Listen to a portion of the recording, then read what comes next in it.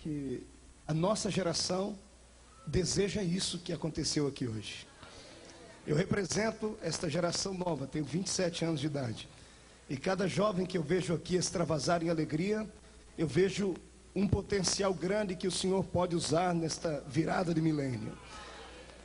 O Deus eterno tenha misericórdia de nós nestes dias e possa avivar os nossos corações.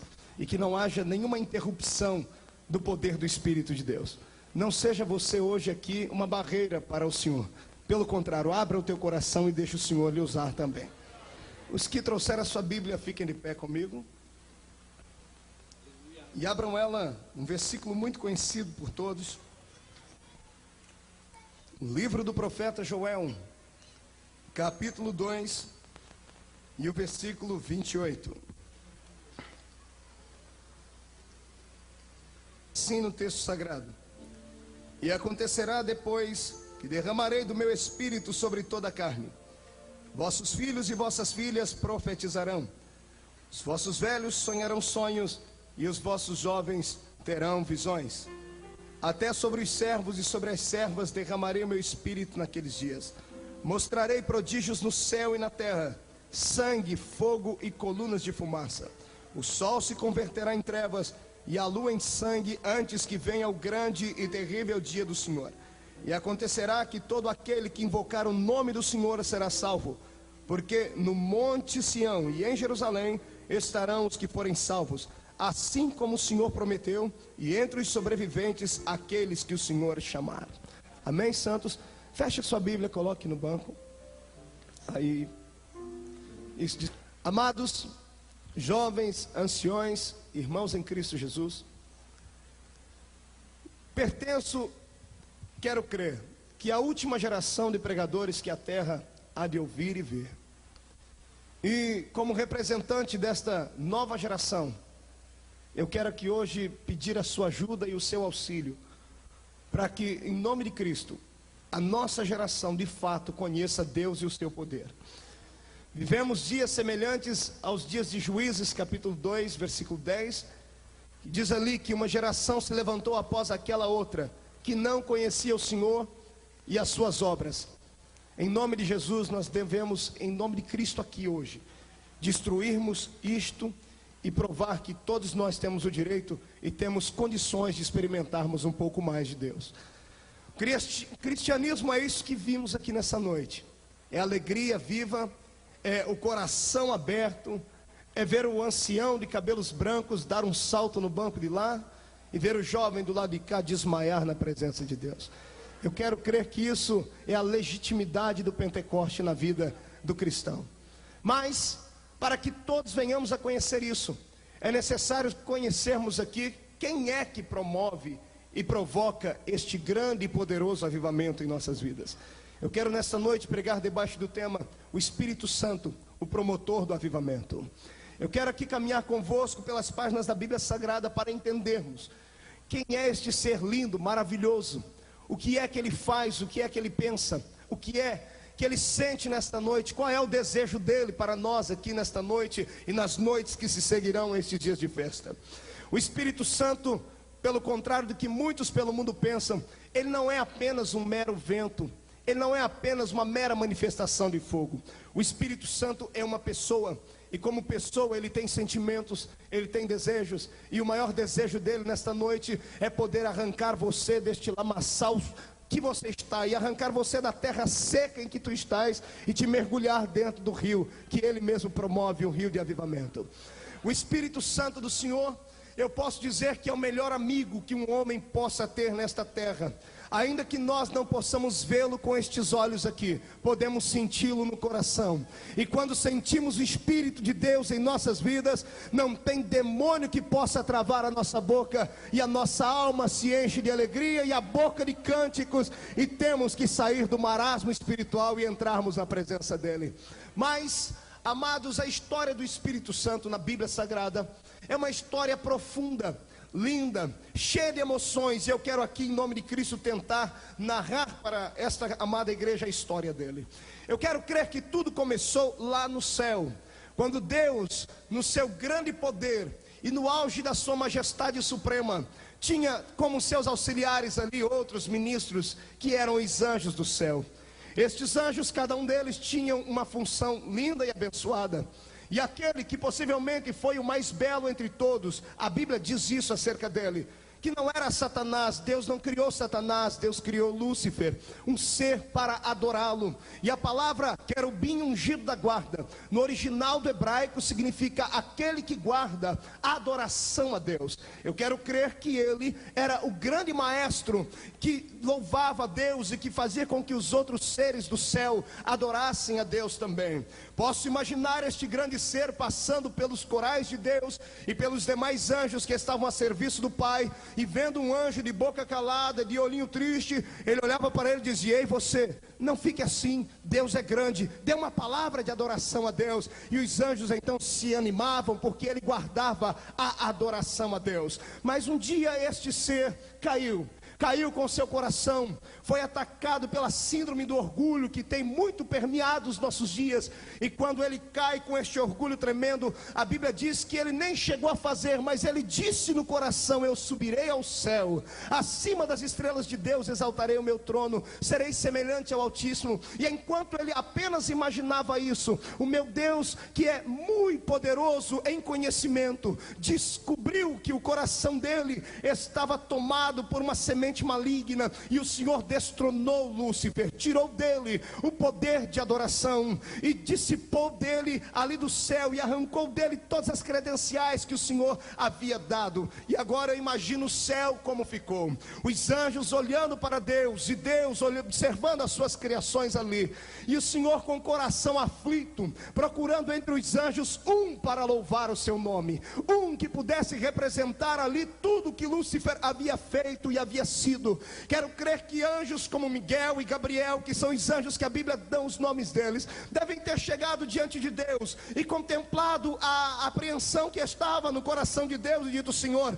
não podemos nós aqui fazermos aquilo que ele fazia. E o Senhor não quis dar para Miguel a autoridade para ele tomar os anjos e poder adorar. Não, o Senhor disse: Miguel, o teu negócio é ficar com espada na mão para poder defender aqueles que eu vou colocar na sua frente ainda. Então talvez Gabriel tenha dito: Senhor, e a mim? O Senhor disse: tu não, tu só serve para ser o meu mensageiro, e tu irás mandar muitas mensagens do meu coração para o coração do meu povo ainda. E naquele desespero todo, sabe o que foi que Deus fez? Deus não encontrou no céu um ser capaz de dar a ele a adoração tremenda do coração. Então o Senhor começou a operar aqui nesta terra. Entre o versículo 1 e 2 de Gênesis capítulo 1, só o Senhor sabe a eternidade que há ali. E do versículo 2 em diante, eu quero crer que Deus, vendo Lúcifer caído, desceu a esta terra, foi até lá aquele riachozinho, e tomou ali nas suas mãos a argila, aquele barro que tem liga. E enquanto Deus desenhava no chão um bonequinho, Deus sentia no coração aquilo que uma mulher gestante sente quando está para dar à luz a um filho. Ela não viu o filho, mas ela sente dentro dela a vida, e isto é alegria. Deus sentia vida no seu coração e alegria na sua alma. E quando Deus termina de fazer aquele bonequinho lindo, abençoado, viu Deus que aquilo era bom. E a minha Bíblia diz que Deus soprou nas narinas daquele servo e transformou ele em não apenas mais um boneco, mas um homem, um ser vivo, com potencial de raciocínio, com potencial de adorá-lo e de representá-lo nesta terra. Quando Deus soprou nas narinas de Adão o fôlego de vida, eu tenho certeza que Deus implantou dentro dele também o Espírito Santo da verdade. Era por isso que o nosso irmão Adão, quando se levantou ali, tinha condições de falar com Deus, tinha condições de ver Deus, porque só pode falar com Deus e sentir a presença de Deus um homem que é cheio do Espírito Santo do Senhor. O homem que não tem o Espírito Santo, para mim, o que mais parece com ele na terra é um porco, um suíno. Por quê, pregador? Porque um porco não tem articulação no seu pescoço, e você nunca vai ver um porco olhar para cima. Porco apenas olha para baixo. Assim é o homem sem o Espírito Santo, nunca olha para as coisas de cima, olha apenas para as coisas de baixo. Mas o homem que tem o Espírito Santo, ele já não olha para as coisas de baixo, porque isso aqui é passageiro. Ele quer mais de Deus e estar com o Senhor da glória. E agora estava o Senhor diante da sua obra-prima, E como eu gosto de imaginar e devagar os meus pensamentos, como mente de pregador evangelista que tenho, a gente viaja. E eu imagino Deus todos os dias, de tardezinha, indo lá falar com a sua criação mais bela agora, que era Adão. Deus arrancou de Lúcifer o dom da adoração e do louvor e implantou dentro de Adão. É por isso que há uma luta constante de Satanás contra aqueles que louvam a Deus, que louvam pregando, ou que louvam cantando, ou que louvam tocando. Não conheço uma igreja pelo mundo onde tenho ido que não haja problema com músicos, e muitas pessoas não conseguem compreender isso. Hoje eu entendo. É porque quando você, meu irmão, ainda que tem uma voz feia como a minha, parece uma taquara rachada, mas quando tu pega um hinozinho, por mais simples que seja, fica de pé e começa a cantar, só Deus sabe o que acontece. Lúcifer olha para ti, fica de cabelo arrepiado, porque ele sabe que quando sai uma adoração perfeita dos nossos lábios, Deus se coloca de pé no trono para receber. Oh, aleluias! E Deus vai de tardezinha lá naquele lugar tão abençoado. Eu quero crer que já vi uma tora cortada pelo meio e com 2 outros troncos do lado. Era a mesa do café da tarde. Deus ia todos os dias de tardezinha tomar café com Adão. E todos os dias Deus chegava nele como um pai orgulhoso e dizia: "Aí, meu filho, o que é que tu fizestes hoje?" Essa semana eu senti um pouquinho do que Deus sentiu. Fui levar a minha menininha lá na escola de natação. A minha filha é linda, já disse, é a cara do pai, coisa mais fofa do mundo, a Karen. E eu fui levar ela na escolinha de natação. E quando eu vi ela nadando lá dentro da piscina, sem o apoio de ninguém, parecendo um peixinho, o meu olho encheu de lágrimas. Eu disse: "Deus, aquilo ali é fruto meu." Eu fiquei orgulhoso, agarrei ela, dei um beijo nela, dei um cheiro nela e comprei um presentinho para ela, ainda que foi presentinho de R$1,99, mas não tem problema, eu comprei um presentinho para minha filha. E naquele momento eu senti o que Deus sentia quando via Adão. O Senhor chegava perto de Adão e dizia: "O que é que tu fizestes hoje, Adão?" E Adão dizia: "Papai, hoje eu fui da beira do mar e eu vi um grande peixe enorme com um buraco em cima aqui da cabeça e esguichava água, e eu coloquei o nome nele de baleia, Senhor." E Deus ficava todo feliz. "E o que mais, Adão?" "Senhor, eu vi um animal aí correndo aqui no meio do pasto, ele tinha lista branca e preta." "Que nome tu deu a ele?" "Eu dei o nome de zebra, Senhor." Adão estava feliz, Deus estava feliz em ver o coração dele. Adão tinha o Espírito Santo e por isso dialogava com Deus, conversava com Deus. Eu sei que muitos irmãos criticam a maneira como eu prego, porque diz: "Você tem muita liberdade para falar, você fala até coisas que não devia." Não é que eu falo coisas que não devia, é que eu sinto Deus, não a 10.000 quilômetros longe de mim, eu sinto Deus aqui dentro do meu peito. Quem tem o Espírito Santo tem liberdade de adorar, tem liberdade de sentir. Eu sei que muitos não entendem o que aconteceu aqui. Teve gente lá atrás que eu dei uma olhadinha assim, torceu o nariz, ficou com a cara mais feia, parecendo que chupou limão antes de vir para o culto, e viu o irmão pular aqui e ficou lá todo de jururu assim. Amado, você não pode saber o que acontece aqui, você não tem o que o irmão tem, mas hoje o Senhor pode te dar. Isto aqui não é meninice, é a alegria do céu, é a presença do Espírito de Deus que faz a diferença. É isso. Mas vamos lá. Como tudo que é bom dura pouco, Deus olhou para Adão e viu que Adão estava jururuzinho lá. Deus chegava de tardezinha: "Aí, meu filho." Ele já não falava mais com aquela ansiedade: "Ah, eu vi hoje em cima da árvore aí um passarinho preto, botei o nome de passo preto. Eu vi um outro que gosta de ficar se esfregando na areia, botei o nome de pardal." E Deus: "O que tu tem?" E Adão olhava para o canto, lá em cima da árvore, 2 guaxinins, guaxinim fêmea, guaxinim masculino, e o macho se beijando, fungando no outro. E Adão olhava.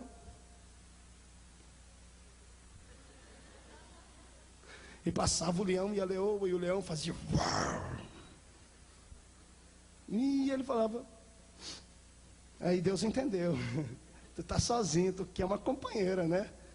E Deus fez cair um sono sobre ele e deu para ele a mulher mais linda do mundo. Eva devia ser parecida com a minha esposa, coisa mais fofa do mundo. Cabelo comprido, olhos verdes, aquelas coisas do céu.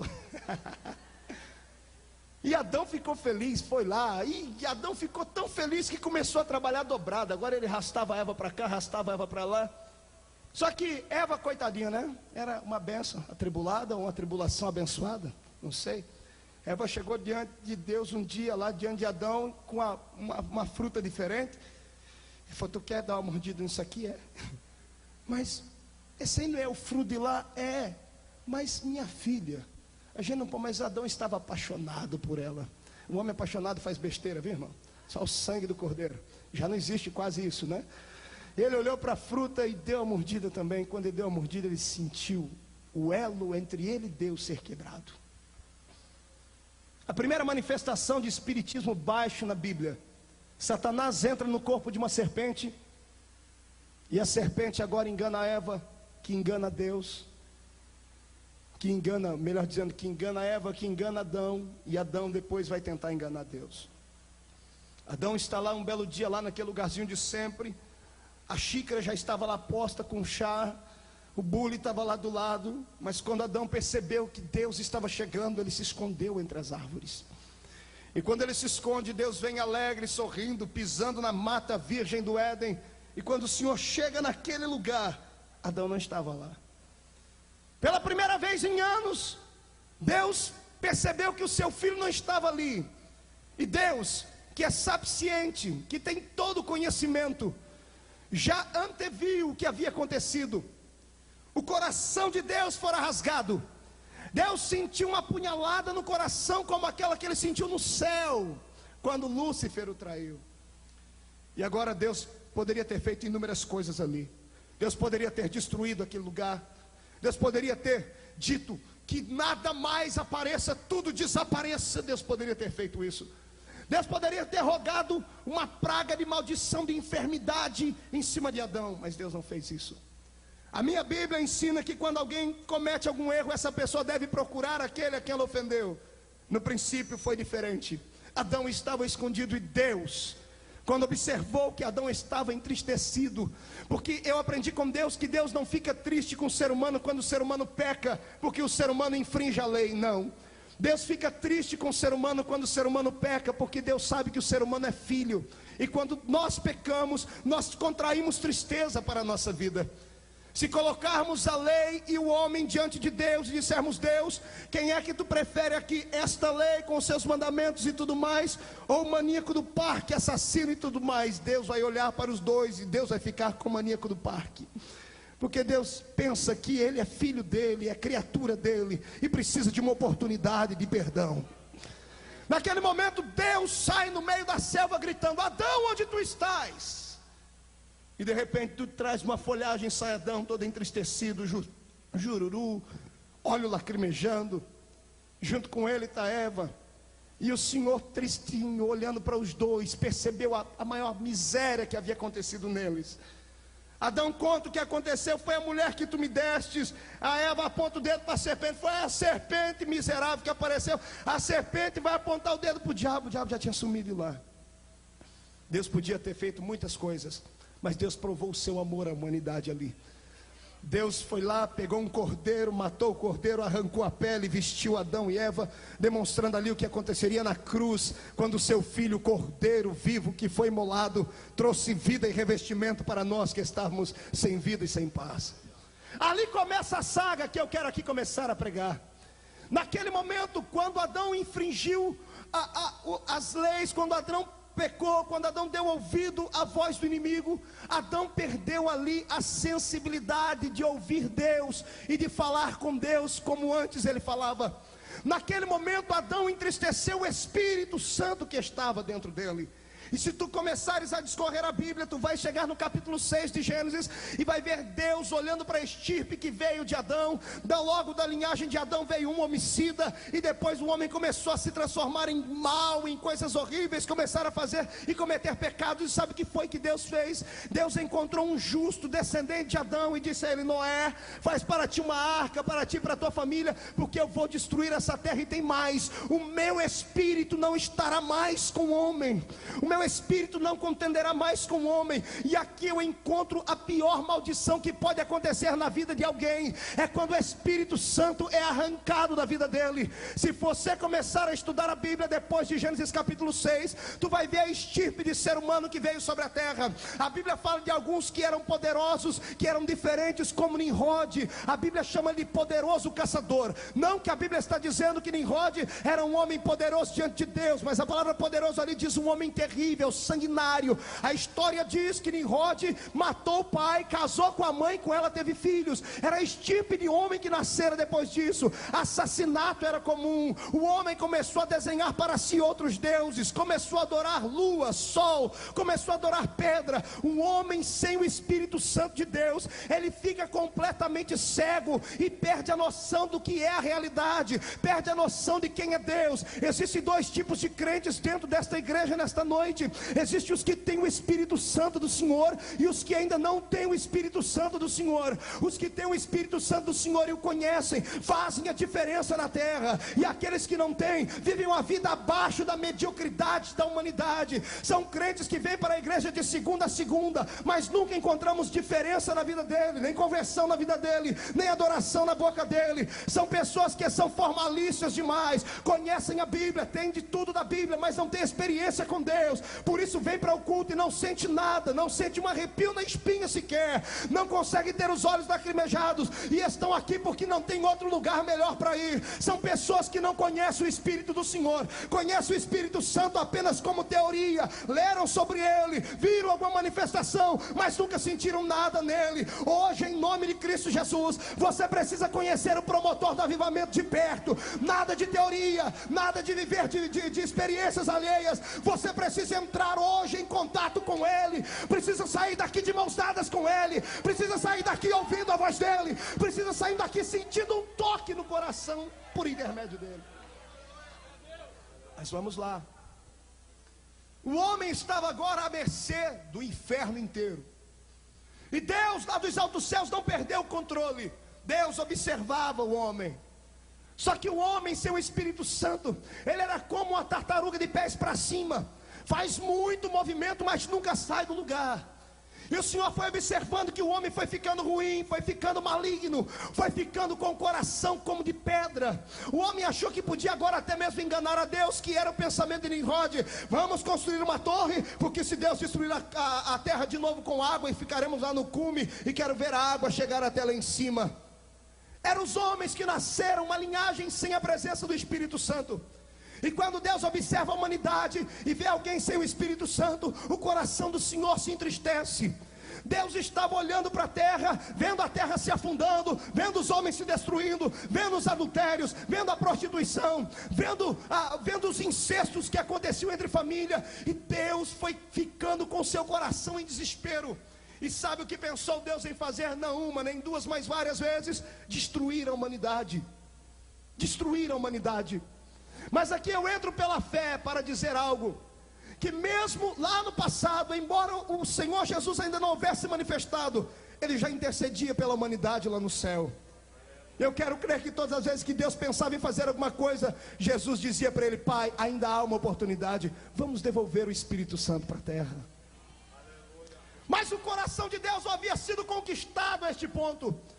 Deus estava sempre com o pé atrás, e Deus começou a fazer testes no Velho Testamento. No Velho Testamento o Espírito Santo era dado apenas sobre 3 categorias de pessoas. Ele vinha sobre os sacerdotes, os reis e os profetas. Era apenas sobre eles. Se tu abrires a sua Bíblia, você vai ver que apenas eles tinham um contato maior com Deus. Ora, quando eu abro a minha Bíblia, eu começo a entender ali que Deus não dava o Espírito Santo deliberadamente, como nós temos aqui. Ele entregava o Espírito Santo a alguém apenas para uma obra, e depois o Espírito era arrancado desta pessoa. Isso você vai ver na vida de Sansão. Não foi uma, nem duas, nem 10, nem 20 vezes que você vai ver lá pela Bíblia Sagrada. Os homens sem o Espírito Santo não conseguiam fazer nada, mas quando o Espírito Santo vinha, até uma queixada de jumento se transformava numa metralhadora de matar 1000 homens.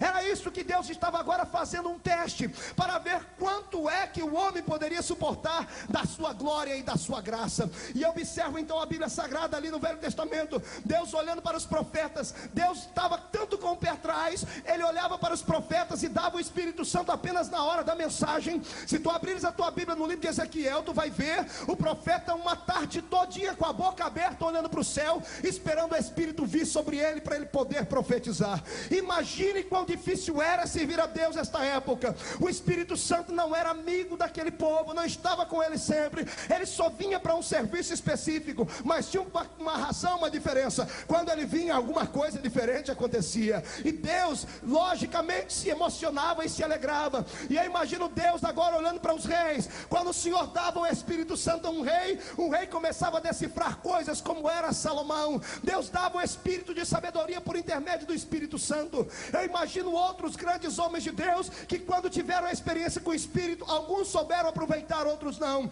Eu vejo o poder do Espírito era tão grande e fazia tanta diferença que o próprio rei Davi disse: Deus, nunca retires de mim o teu Santo Espírito.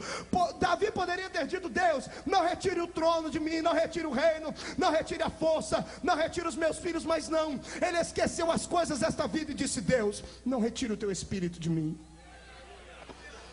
não retire o teu Espírito de mim. Eu tenho estado em muitos lugares do mundo, Deus tem me dado essa chance e oportunidade. Tenho estado em inúmeras igrejas pelo meu país, centenas delas.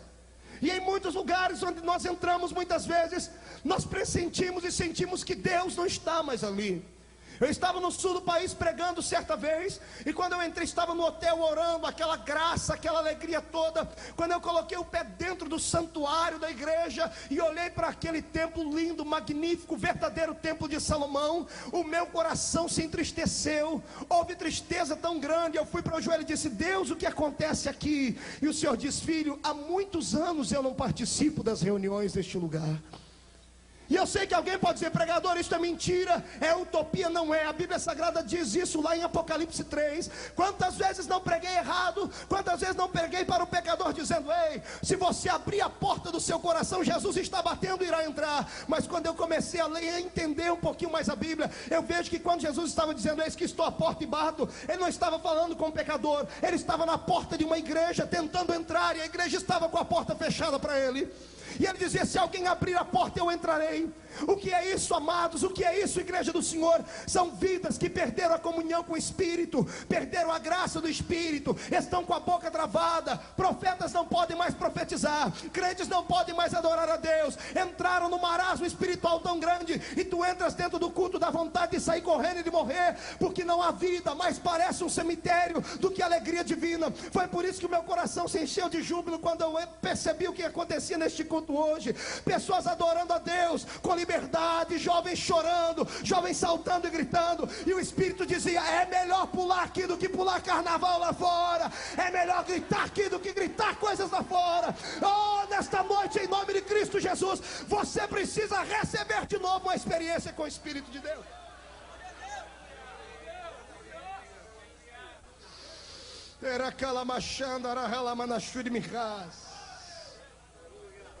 Sem o Espírito Santo não somos nada. Eu sempre digo: avivamento não é questão, mérito de apenas uma ou duas igrejas. Avivamento é uma questão de sobrevivência espiritual. Ter o Espírito Santo dentro é muito bom. Eu gostaria que todos hoje tivessem o Espírito Santo sobre, em forma de revestimento de autoridade, em forma de graça e de visões, em forma de manifestações e milagres. E não me importa como ele venha, não me importa que ele entre aqui. Por isso que eu acho lindo aquela passagem de João 13:8, sem prego. Ali diz assim que o vento sopra onde quer. E eu comecei a entender que a Bíblia diz que o vento sopra onde quer, não é onde nós queremos, é onde ele quer. E geralmente quando ele sopra, ele não pergunta a alguém se ele pode soprar. Então se ele sopra e derruba, alguém manifesta caindo, isso aí é problema do Espírito Santo e da pessoa. Se alguém salta, é problema do Espírito Santo com a pessoa.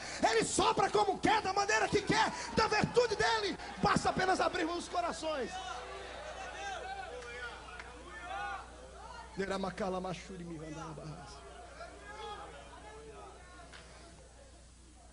Aí tu começa a entender a palavra, e tu vê que o Espírito Santo era dado de forma tão pouca. Parece que Deus usava um conta-gotas. Deus olhava para alguém e dizia: será que eu dou ou não dou? Não era hoje que todo mundo aqui tem, cada crente aqui hoje é uma bomba atômica espiritual de Jeová. É só acionar e vai estar explodindo as muralhas do inferno por onde passar. Naquela época não era assim.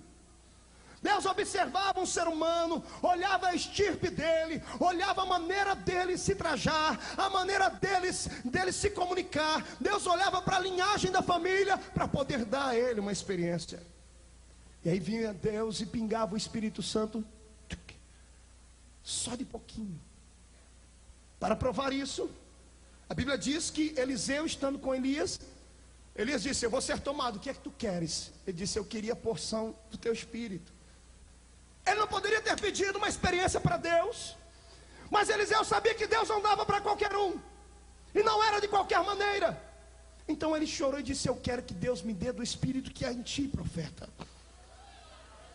Posso provar mais? A Bíblia Sagrada diz em Êxodo capítulo 10 e 11 que o nosso irmão Moisés, um dia cansado de tudo, chegou em casa e disse para o sogro dele: não aguento mais o peso desta nação. E o sogro dele olhou e disse: Moisés, reparte a carga, escolhe homens da sua confiança, reparte com eles os trabalhos. E Moisés foi falar com Deus, e Deus disse: isso é bom, Moisés. E Moisés subiu para o monte, e Deus disse: escolha 70 anciões dentro da minha casa, 70 homens de respeito e de responsabilidade. Não eram apenas homens velhos, eram homens de respeito e responsabilidade. E agora Moisés escreveu o nome deles, e o Senhor disse: suba para o monte. E quando Moisés está no monte, sabe o que é que Deus diz a ele? Moisés, eu agora vou dar uma experiência a estes homens. Moisés pensou que Deus ia dar uma experiência alheia, mas Deus não fez isso. Deus diz: Moisés, eu vou retirar do teu espírito e dar para eles. Como é que é isso? Eu vou retirar de ti e vou dar para eles. Deus não dava o Espírito Santo a qualquer pessoa, e nem de qualquer maneira. O Senhor achou melhor repartir do Espírito de Moisés do que dar uma experiência nova àqueles homens. Agora aqui tem uma história linda e abençoada. Quando Moisés está lá com os 70 nomes, e ele levanta as mãos, o Senhor, a Bíblia diz que Deus retirou do Espírito dele, e o Espírito saiu dele e entrou dentro dos 70 homens. 68 estavam dentro da congregação naquela hora. Onde eles estavam, não sei o que estavam fazendo, eram escolhidos. Mesmo sem saberem que eram escolhidos, eles eram escolhidos. Não interessava o que estavam fazendo, de que linhagem que era, de que família que era, eles eram escolhidos. E onde eles estavam, quando o Senhor retirou de Moisés, Deus encheu todos eles com o Espírito Santo, e começaram a saltar e a profetizar no meio da congregação. Só que havia dois deles que não estavam ali, Eldade e Medade, estavam do lado de fora do arraial. E aqui eu perguntei: Deus, por que o Senhor deixou isso escrito aqui? E o Senhor disse: eu deixei isso aí escrito para os pentecostais ouvirem bastante e darem muito glória a Deus. Os dois estavam do lado de fora do arraial e eram escolhidos por Deus. Não importa onde você esteja nesta noite, não importa que tu estejas aqui no púlpito, lá atrás ou aí fora escutando esta mensagem, se tu fores escolhido por Deus esta noite aqui, o Espírito vai te possuir. Não importa onde tu estejas. Eu não sei o que os dois estavam fazendo piquenique, estavam carpinando, eles estavam do lado de fora da congregação. Se estavam caçando, se estavam batendo papo, se estavam cantando hinos, eu não sei o que eles estavam fazendo, também não me interessa. O que me interessa é que eles não estavam lá dentro da congregação. E quando o Senhor retirou do Espírito de Moisés, os dois foram cheios lá do lado de fora. No meio da rua começaram a pular e a profetizar lá, pastoria. Agora eu vou fazer um negócio aqui bonito, quer ver? Eu preciso de 2 Eldade e Medade aqui, cheio do Espírito Santo. Esse moço desse tupete bonito aqui, vem cá me ajudar. Nem Salomão teve um tupete desse. É original isso aqui? É mesmo? Mais um. É tu mesmo. Fica os dois ali, ó. Vocês são Eldade e Medade, mas não fica olhando para mim com essas caras de abençoado, não. Ó, fica ali atrás. Quer ver o que vai acontecer aqui? Eldade e Medade.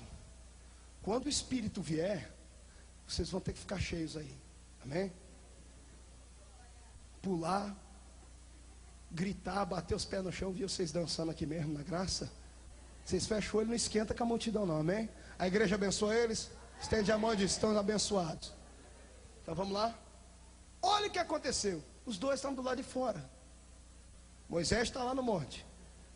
Quando o Espírito sai de Moisés, vai lá onde os dois estavam. Foi assim: prepara, vou contar até 3, vocês vão receber, hein? Não cai não, só pula. 1, 2, 3.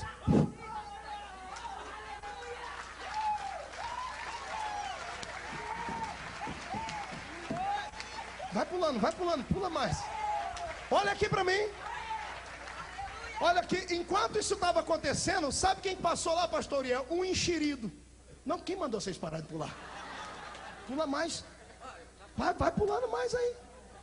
É poder, é só chuva de verão? Olha aqui para mim, vocês. Enquanto os dois estavam cheios, passou um enxerido. Enxerido é coisa que só tem no Brasil, aqui na América não tem. É aqueles crentes com a língua do tamanho da minha gravata, que não conhecem o Espírito, e quando vê Jesus usar alguém, fica todo atribulado. Chegou lá e deu de olho assim, escute, ó. Pula, o que vocês pararam? O rapaz está vindo e olha aqui, quando ele viu aquilo. I can't believe.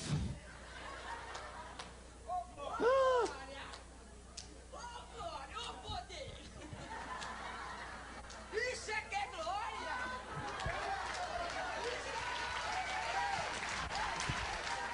Escute. Muito obrigado, agora pode sentar. O enxerido que apareceu lá e viu os dois pular, falou: agora eu vou ganhar uma moralzinha com Moisés. Vou ganhar um cargo lá de diácono, presbítero dele. Se arrumou todo, empetecou, arrumou o cabelo. Chegou lá diante de Moisés. Quando ele foi passar para ir falar com Moisés, Josué levantou: onde é que tu vai, atribulado? Eu vou falar com Moisés. Vai não. O que tu quer dizer para ele? Tem dois moços pulando lá de fora do arraial lá, dando o maior escândalo, gritando, pulando, profetizando. Isso não é coisa de crente, não. Isso é coisa de louco, de doido. Isso é meninice. Pode mandar parar. Josué falou: não, deixa que essa história é comigo. Quem gosta de mandar parar aqui sou eu. Josué chegou diante de Moisés e falou: São Moisés, diga, Josué, tem dois moços do lado de fora do arraial pulando. Eudade e Medade é o nome deles. Ó, já tem até a lista. O detetive da igreja já trouxe o nome deles. Eudade e Medade são filhos do fulano de tal, moram na rua tal. Um é careca, o outro não é. Eles usam a roupa assim, assim, assim. Eles estão pulando lá. José bota a mão na espada: pode mandar parar agora? Moisés não era um homem comum. Moisés não era um crente comum. Moisés era um crente, moços e moças que conheciam o Espírito de Deus. Moisés levanta e diz: calma aí, Josué, não te apoquei não, homem. Moisés levanta com aquela barba branca, cabelos grisalhos, de presença de Deus, de ter visto a visão de Deus, viu Deus pelas costas. Um homem que vê Deus pelas costas, ele aceita qualquer manifestação do Espírito de Deus. Ele olha e diz assim: um minutinho só, Josué. Ele ajeita a roupa dele, olha para o céu, estende os dois braços e diz: Josué, aprenda uma lição. Quem dera não só os dois, quem dera não só os 68 da congregação, mas quem dera a nação inteira fosse tomada pelo Espírito.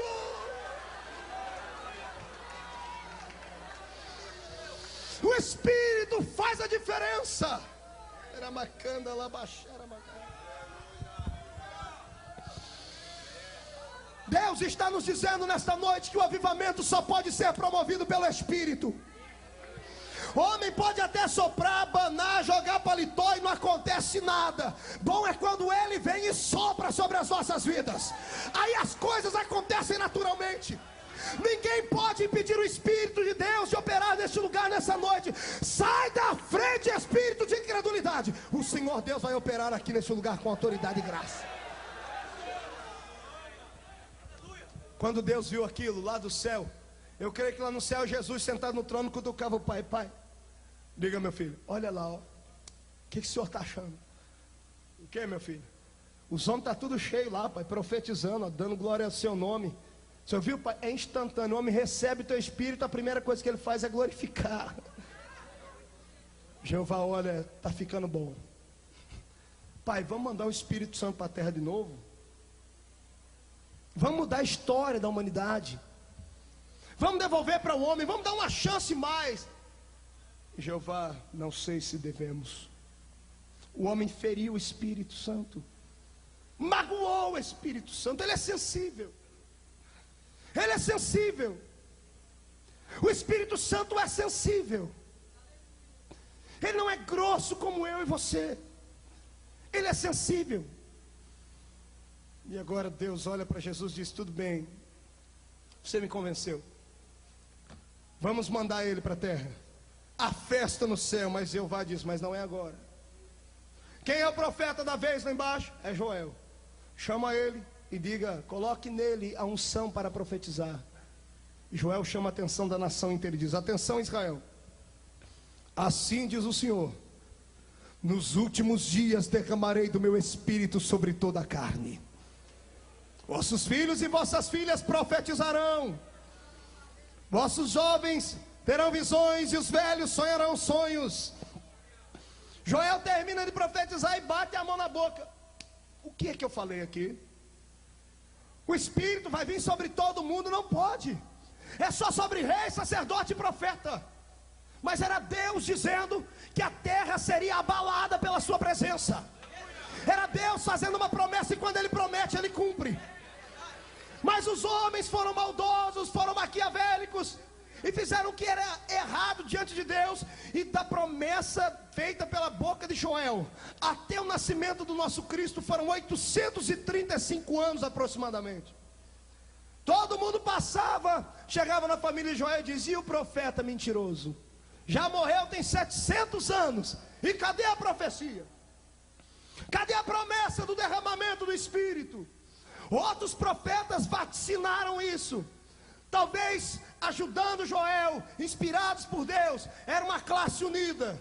Ezequiel fala também sobre o Espírito, outros falam sobre o Espírito Santo.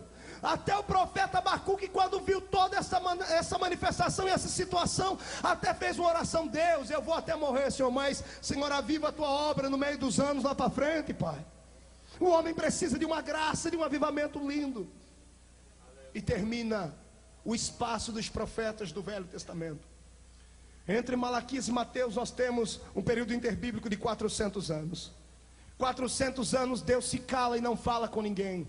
Profeta não se levanta, a voz do Senhor não era mais ouvida. Israel estava em desespero. Alguns ainda criam que Deus haveria de mandar a sua promessa, outros já haviam se esquecido. Mas o meu Deus nunca se esquece do que Ele promete. Pode demorar um dia, uma noite, 2 dias, um mês. Se Ele te prometeu, vai acontecer, amado. E eu sinto o cheiro de batismo com o Espírito Santo nessa noite aqui. Promessa vai acontecer na tua vida hoje aqui. Mas olha aí, passou o tempo. 400 anos Deus sem falar com o homem. O primeiro profeta do Novo Testamento se levanta lá nas beiras do Rio Jordão. Lá vem ele, um camarada de olho, de rosto sisudo, de barba, com a roupa feita do pelo do camelo, e não da pele do camelo, como muitos dizem, do pelo do camelo, com a comida diferente. A mensagem dele era igualzinha dessas igrejas que tem por aí hoje: arrependei-vos, porque vocês vão ganhar logo casas e carros, e a sua empresa vai se levantar. Era esta a mensagem dele. Arrependei-vos e vocês vão conquistar o coração de Deus, e Deus vai dar para vocês tudo que vocês querem na terra. Ele dizia: arrependei-vos, porque é chegado o reino de Deus na terra.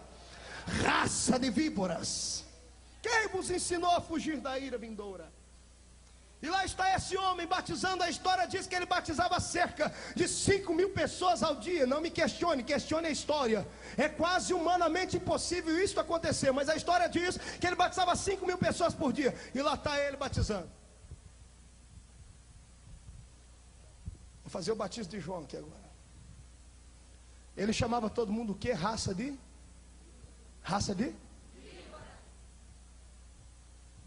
Eu vou batizar essa fileira inteirinha aqui agora. Menos o Cleverson, o restante. Fique de pé, por favor. Olha João batizar. Vem cá, Urutu Cruzeiro. Vira. Seja batizado. Tá, pode ir embora. Cascavel. Não era raça de víbora? Vai embora. Vem cá, Caninana. Jararaca. Naja. E foi chamando todo tipo de cobra ruim que tinha. Era raça de víbora. De repente ele está batizando, e todo mundo já triste, escutando aquelas coisas. Ele olha para chamar a próxima cobra. E quando ele vai chamar: vem agora você, sua Gi. Ele para. A boca abre. Os olhos se perdem. O corpo treme. E alguém começa a gritar: e aí, que cobra é essa, João? Que tipo de raça é essa? Essa não é cobra. É o Cordeiro de Deus que tira o pecado do mundo. Ele não chama Jesus, ele diz: eu vou ter contigo. E quando ele vai ter com Jesus, alguém diz: quem é esse que até o profeta vai ter com ele? João escutou, virou para ele: ei gente, esse é o homem. Eu batizo com água para arrependimento, mas ele vos batizará com o Espírito Santo e com fogo. A primeira profecia do Novo Testamento vem falar acerca da pessoa linda e da manifestação da graça do Espírito de Deus. Deus não se esqueceu dos seus. Deus fez uma promessa e ela é latente hoje e é patente aos nossos dias. Só não pode receber quem vai para a igreja e traz um guarda-chuva da incredulidade e fica com ele aberto. Se tu fechares este guarda-chuva, tu serás inundado e receberás uma chuva de Pentecoste tão grande que irá mudar e modificar a tua vida. Estou falando sobre o promotor do avivamento. É uma história linda. Jesus veio, curou o cego, paralítico, leproso, fez o que tinha que fazer, perdoou pecados. Quando ele terminou tudo aquilo, ele ganhou um presente, uma grande e horrível cruz, e crucificaram ele. Tendo crucificado o nosso mestre, ficou morto 3 dias, mas após o 3º dia ele ressuscitou. Tendo ressuscitado, ele apareceu aos irmãos que estavam na terra, a cerca de 500 irmãos pelo período de 40 dias. E já no último dia ele se reúne com seus filhos, com os seus discípulos que ali estavam, e disse a eles assim algumas palavras lindas. E ele disse ainda: olha, meus filhos, ficai lá em Jerusalém, para que vocês sejam revestidos de autoridade. O meu Espírito vai descer sobre vocês, vocês vão ser minhas testemunhas. E enquanto Jesus estava falando, o seu corpo transfigura-se, e ele vai subindo, subindo, desaparecendo da vista dos seus servos que ali estavam. E quando ele vai desaparecendo, uma nuvem vem e o encobre. 2 varões de branco do lado olham para os irmãos e dizem: o que vocês estão olhando para cima? Do jeito que ele foi, ele há de voltar. E quando termina aquela reunião, os discípulos olham para o céu, não vem mais Jesus. Pedro, Tiago, João e todos aqueles que estavam ali olham para a multidão que assistiram aquela cena e disse: amados, antes de ir, ele nos disse para irmos até o cenáculo, para ficarmos em oração lá em Jerusalém. Vamos orar, vamos orar. Da multidão de todos que ali estavam, apenas quase 120 creram. E os 120 partiram para a oração. E não oraram um dia, não oraram 2 dias, não oraram 3 dias, mas oraram 10 dias, para que o Senhor Deus cumprisse a sua promessa. E o que aconteceu neste intervalo é algo que só pela fé nós podemos entender. Jesus desaparece na terra, e para onde é que ele foi, se os olhos aqui desaparecem e perdem de vista? Ora, Jesus não foi lá para cima, porque quem vai muito para lá fica só no mundo da lua.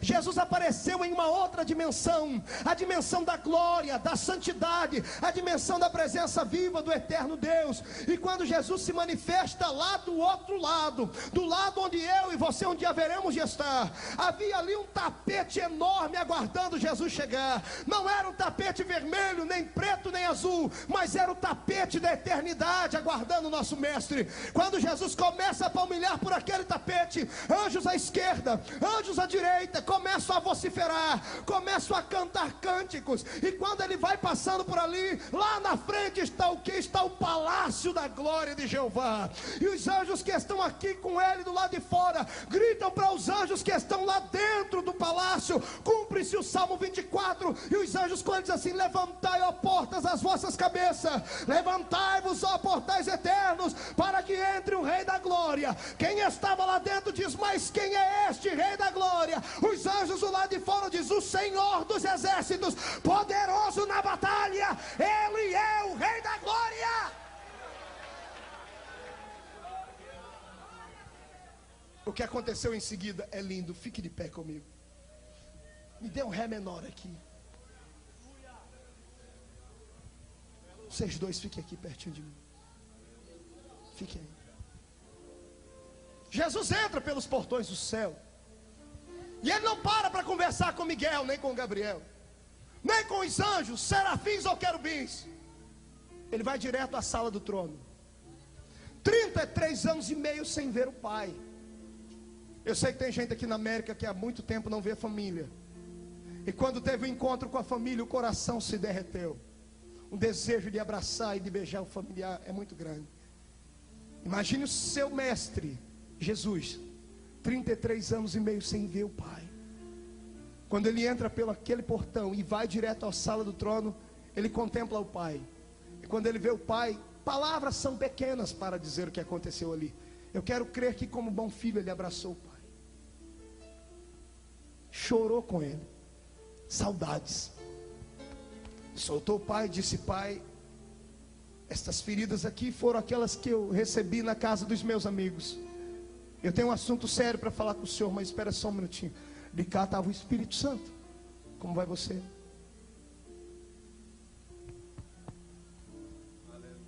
Fizemos uma boa dupla na terra.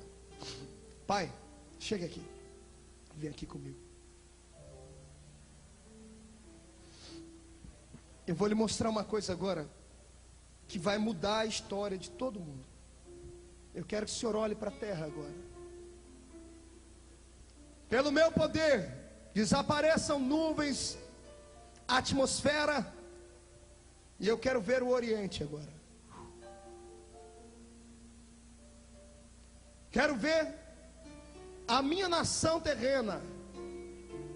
Quero ver a cidade de Jerusalém. E Jerusalém se espelha para ele aqui, como eu estou vendo vocês.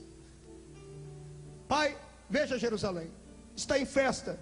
Pelo menos 2 milhões de pessoas estão ali hoje. Mas eu não quero que o senhor olhe para aquele rei, para aqueles representantes da aristocracia judaica de 14 nações debaixo do sol. Não quero que o senhor olhe para eles. Eu quero que o senhor olhe lá para dentro daquela casinha lá, ó. Está vendo ali, pai, aquele cenáculo, aquele hall dentro daquela casa? Imagem, vem à minha presença. Desapareça telhado. Pai, olhe lá dentro. São poucos, mas são meus. Aquele barbudinho ali, aquele ali, é Pedro, pai. Um dia me negou 3 vezes, tadinho dele. Alguém achou que eu ia excluir ele, ia destruir ele, mas não. Eu mandei um recado para ele o dia que eu ressuscitei. Isso está lá no Evangelho de Marcos. Eu disse: vá e diga aos meus discípulos e a Pedro que eu vivo. E espero ele lá na Galileia. Pai, aquele homem me negou diante de uma vendedora. Mas se hoje o Senhor cumprir a promessa de Joel, ele vai se transformar no maior ganhador de almas do mundo. Aquele outro ali é Tomé, olha. Não acreditou que eu ressuscitei, até que eu mandei ele botar o dedo aqui. Quando ele botou o dedo aqui, ele acreditou. Aquele outro lá é Lázaro. Aquele lá eu ressuscitei ele, pai. 4 dias morto. Cheguei dentro da tumba dele e dei um grito assim: Lázaro, sai para fora. Eu chamei ele pelo nome, que se eu não chamo, todos os mortos iam ressuscitar ali. Pai, esses são meus. Eu te peço um favor hoje. Manda para a terra, Espírito Santo. Eles não podem suportar sozinhos. O diabo já está à espreita, esperando para destruir a minha igreja que eu edifiquei. Só poderão ser alguma coisa se o Senhor tiver coragem de dar a eles o seu Espírito. Manda o seu Espírito para a terra. E sabe o que é que Deus respondia? Silêncio. Deus não dizia nada. Esse diálogo de Jesus e Deus, essa cobrança, essa intercessão, demoraram 10 dias. 10 longos dias. Durante 10 dias, Deus ouviu clamores incessantes da terra e do céu. Na terra, quando ele olhava para a terra, 120 gritando: Senhor, manda já o teu poder. Manda, Senhor, sobre nós o teu poder. Senhor, manda já o teu poder e batiza cada um. Deus parava de olhar para a terra, ele olhava para o céu, olhava para o filho dele. E o filho dele dizia: Deus, manda o teu poder. Manda o teu poder. O pai parava de olhar para cá, olhava para a terra de novo. Todo mundo gritando, manda o teu poder. Não, está muito pouquinho. Sem parar. Escuta, Pai. Escuta, Pai. Pai, manda o teu poder. Grita, grita, grita, grita. Pai, manda o teu poder. Derrama o Espírito, Pai. Primeiro dia, continue, continue. Segundo dia, terceiro dia, quarto dia, quinto dia, sexto dia, sétimo, oitavo, nono. No 10º dia Deus diz: pare.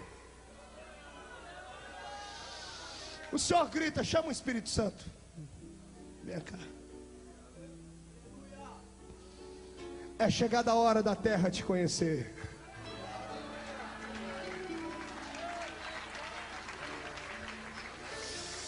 Desce no meio daquele povo e prepara para mim um povo santo, eleito, escolhido, zeloso e de boas obras.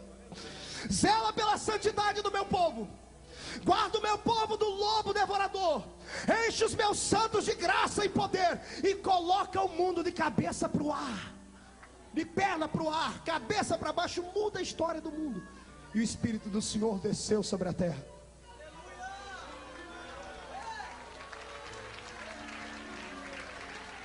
Veio sobre os homens. Sabe onde é que ele está agora? Está em algum cantinho aqui deste santuário, olhando para você, esperando que você acredite no que esse pregador está dizendo. Essa vontade de chorar que está acontecendo aí não é mero emocionalismo humano. É Ele tentando tocar na sua alma. É Ele tentando trazer um avivamento de dimensões incríveis. Mas tem que crer. Incline a sua cabeça.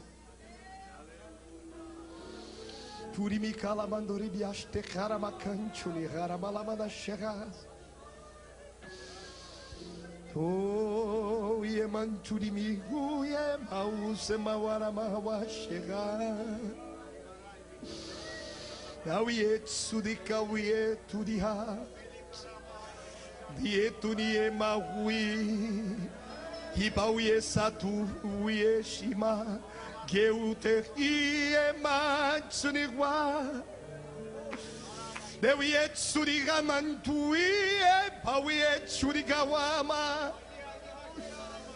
Nawitsu de Witini Wemawe Chegawa.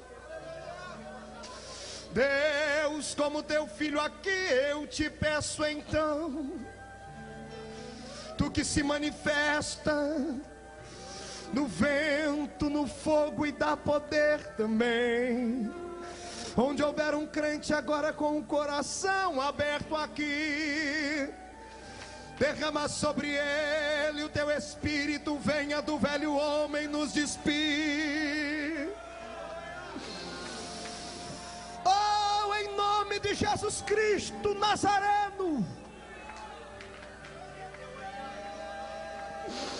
que o Espírito Santo de Jeová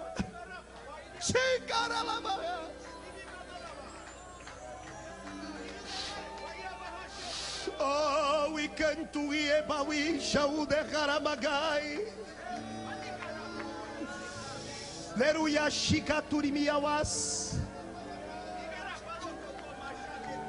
Beyetchu de Kaut Sergi Muieba Shenega Iema Uiebesh de Rap. Ouça, igreja.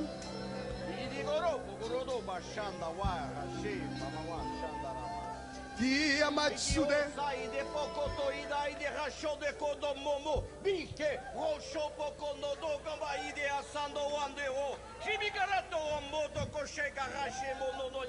Assim digo eu, Senhor, dono desta obra, que vim a este lugar para trazer avivamento. Todo o poder que há em minhas mãos para deliberar este lugar, tenho intenção de liberar sobre todos os corações que com graça e alegria me louvarem. Eu sou Deus das nações e não preciso de passaporte nenhum. O que vou fazer neste lugar ainda está por vir. Trarei sobre este lugar algo novo, um poder tão grande que virão pessoas de outras nações para saber o que é isto. Eu amo esta igreja de uma maneira diferente. E cada um daqueles que aqui estão neste mesmo espírito serão mensageiros meus por toda a terra. Trago eu hoje sobre vós um grande despertamento na alma. Devolvo aos vossos olhos lágrimas e libero a unção da cura. E tenho eu muito mais a realizar. Para isto permitam que o meu espírito volte sobre vós. Abram a vossa alma e recebam a minha presença, diz o Senhor dos Exércitos. Oh, Deus grande, tremendo.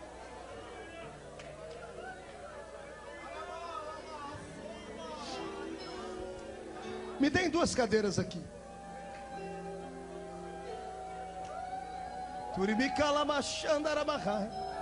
Está preparado para o que vai acontecer aqui? Não olha para o relógio não. Alexandre, me ajude aqui. Escute. Fique aqui. Escute. Ouça-me. Eu vou te fazer relembrar quem é o Espírito na sua vida. O Alexandre vai representar aqui o Espírito Santo de Deus. E eu sou você ontem. Alexandre, posição assim. Onde eu for, tu me acompanha com os olhos, com a cabeça. Mas não ande atrás de mim, ok? Olhe para mim. Moço, moça, isso é importante. Foi assim que Deus mudou a minha vida. Antes de você ser um servo, um cristão, tu eras escolhido por Deus. Alguém orava por você. E quando alguém intercede por alguém, a pessoa que recebeu a intercessão, ela é levada à presença de Deus e ela passa a receber a atenção de Deus. Deus não pode tocá-la, mas pode observá-la. Você ia para a escola, ia para o trabalho, e Ele acompanhava você com os olhos. Ouça, veja. Você ia para o trabalho e Ele te acompanhava. Onde você ia? Embora Ele não pudesse te tocar, Ele nunca perdeu você de vista. Você era querido de Deus já. Tudo na vida tem um começo e um fim. Por gentileza, deixe só o teclado tocar, por gentileza. Só o teclado. Escute. Um belo dia, a sua vida estava para baixo, aquela miséria. E alguém falou assim: vamos lá na igreja dos crentes hoje. E você, sem ter intenção nenhuma, estava até com outros planos, disse: vai, vamos lá, não custa nada aí. O dia que você resolveu ir para a igreja, Ele deixou de te olhar e começou a caminhar do teu lado. Vamos para a igreja comigo, mas não me toca ainda, só me acompanha. Vamos para a igreja? No meio do caminho Ele foi contigo. Passou pelas esquinas, parou no semáforo com você, chegou na igreja, alguém arrumou um lugar para você sentar. Quando você sentou, Ele sentou com você.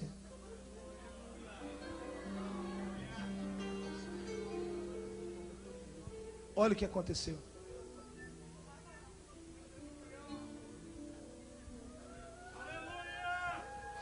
Nossa, que coisa estranha eu estou sentindo aqui nessa igreja. Está me dando uns arrepios aqui. Quem contou a minha vida para aquele pregador lá? Ele está falando a minha vida inteira. Que vontade de chorar é essa? Você não entendia nada. Era ele aí do seu lado, ó, te tocando. É o que ele está tentando fazer contigo desde o começo do culto. Ele está aí do seu lado, esperando que você seja sensível, tanto quanto Ele é sensível. Chegou a hora do apelo, você até queria aceitar Jesus, mas não dava conta, não tinha força. Eu até queria ser crente, quando você menos viu, tua mão estava para cima.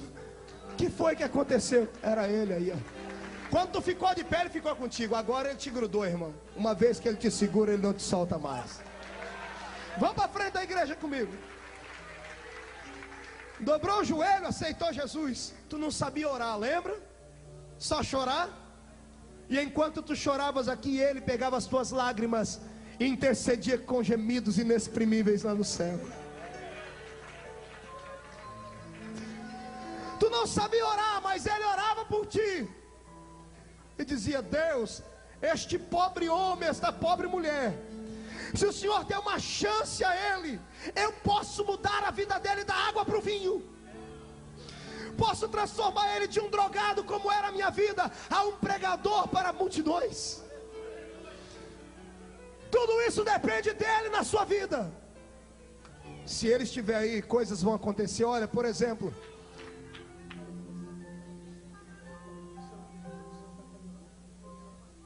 olha aqui. No outro dia você levantou, saiu leve, foi para a escola naquele dia. Parecia que tinha um gigante do seu lado. Não é que parecia não, ele estava mesmo contigo. Chegou na frente da escola, perto de todo mundo. De repente alguém disse: ei, vamos contar umas piadinhas daquelas bravas que só eu e você. Você conhece aquela... Você conhece aquela outra do... Você conhece aquela outra? Mas rapaz, você não vai contar não. Eu estou tentando, mas alguma coisa não deixa eu contar mais essas coisas. Não é alguma coisa, é Ele. Alguém dizia para você: vamos lá fumar droga. Louquinho para bater a mão na minha boca, né? Vamos lá mexer com droga de novo. Olha o que aconteceu. Mas eu estou na igreja agora, não interessa, não tem ninguém olhando. Vamos lá, então vamos. Vamos embora logo, rapaz. Mas você não quer ir? Eu quero, mas não tem jeito. Algo não me deixa mais. Não é algo, é Ele. É o Senhor que está aí do seu lado, te defendendo. Pior não é isso, tem coisa melhor ainda. Ele passa a ser seu amigo, e um amigo defende os outros. Quer ver? Vem um bem forte aqui querer me bater. Vem cá tu, Júnior. Vem cá. Vem pra cima. Quando ele... Vem, rapaz. Vem. Ó. Vem. Que jeito, ó, o meu amigo aqui, ó. E esse Espírito está aqui hoje à tua disposição, querendo provocar o maior avivamento que a sua vida já viu,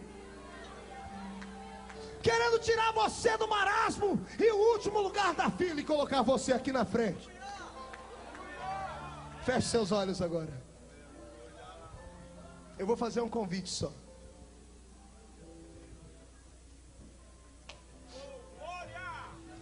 Pode chorar, não é pecado não. Onde está aqui alguém, um moço, uma moça, um irmão, uma irmã, que hoje quer ter um encontro nítido com Ele, quer ser revestido de autoridade com Ele, por Ele, e ser para Ele um varão de fogo e de guerra? Venha cá. Isso, venha chorando mesmo, que não é pecado não.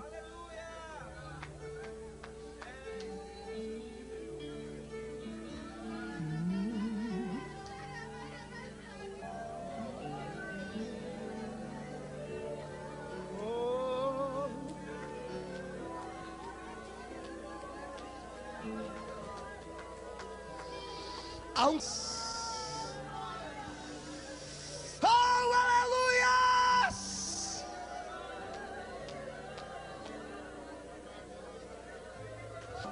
Para cantar. Ei, você, olha para mim aqui. Olha aqui. Hoje nós não vamos brincar de ser crente, nem brincar de vir ao altar. Eu quero que hoje você venha e fique. Amém?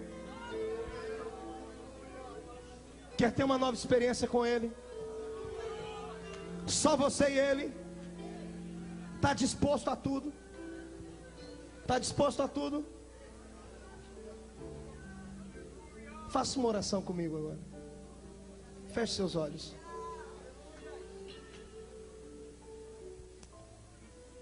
Quando eu terminar de orar, a cantora já... Grande Deus, eu não aceito mais uma vida sem renovações, sem experiências. Espírito de Deus, estou falando contigo agora. O pregador disse que você pode ser meu amigo. Se isso é verdade, eu quero te sentir aqui dentro de uma maneira diferente agora. Quero que você tome cada centímetro do meu corpo. Tome os meus olhos, os meus lábios, os meus pés, as minhas mãos. Ajuda-me a glorificar Jesus com o meu corpo, com a minha alma. Em nome de Jesus Cristo, tira-me agora da sequidão espiritual. Alguém sem o teu Espírito, ó Deus, não serve para nada. Mesmo sendo menor na tua casa, eu quero receber a tua presença. Venha, Espírito, venha, venha sobre mim. Venha agora, venha agora. Muda conceitos, muda valores, muda a minha alma. Em nome de Jesus Cristo, justo, Nazareno, receba a presença dEle agora. Receba a presença do Espírito Santo aí, já!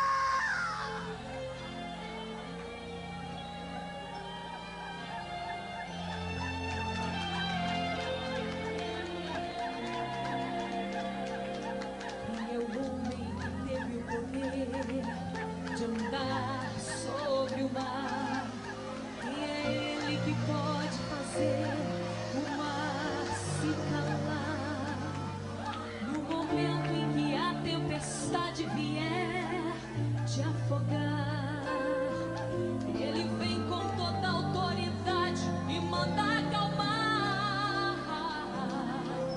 Quem é o homem que teve o poder de fazer caminhar por entre as águas do mar vermelho? Fez caminho no meio do mar para o povo de Israel passar. Outro lado, como os peixes, Seja cheio da graça. o hino da vitória. Quando estiver frente ao mar e não puder atravessar, chame esse homem com fé. Só Ele abre o mar. Não tenha medo, irmão. Se atrás vem Faraó, Deus vai te atravessar e você vai entoar o hino da vitória. Toda vez que o mar vermelho tiver que passar, chame o